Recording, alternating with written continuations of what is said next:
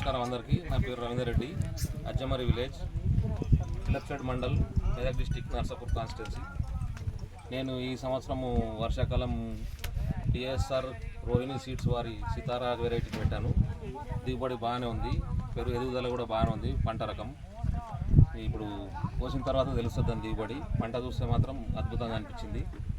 దానికి వేరే రకంగా ఏం వాడలేదు. దమ్ములో ఆఖరి దుక్కులో 20 వాడాము.